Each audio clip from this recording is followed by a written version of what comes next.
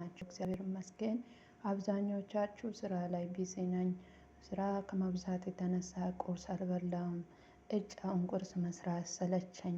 ምን ጊዜ ሰርቼ ነው የሚበላ የምትሉ ልጆች አሁን በአጭሩ በፍጥነት እንዴት ሰርታችሁ ማብላት እንደምትችሉ የፈጣሪ ሀገር ያላችሁ ዳቦ ሁሉም ቤት አለ አይጠፋም ማለት ነው። ይኸው እንደሚታዩ ቆንጆ ዳቦ ፍርፍር ሰርቻለሁ ማለት ነው። ቁርሴን ይህንን እንዴት ነው የምታረጉ? ማንሬትን በትንሽ ጨምራችሁ በደንብ ታቁላላችሁ ማለት ነው።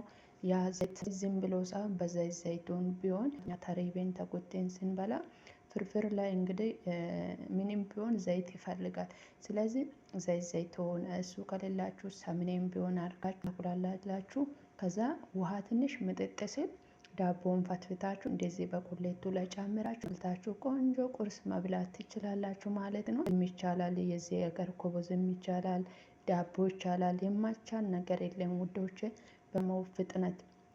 በፍጥነት እንዲሁም አማራጭ እንዲሆንላችሁ ፍሩኖ ዱቄት ቶሎ ብላችሁ በሞቁ አገንፍታችሁ መብላት ትችላላችሁ። እንደኔ ስራ የሚበዛባችሁ ሌላ ነገር ማድረግ ጊዜ የሌላችሁ ይሄ ለፍጥነት ይመራል ብዬ ያሰብኩት ነው። ተባረክ። ወዳችኋለሁ።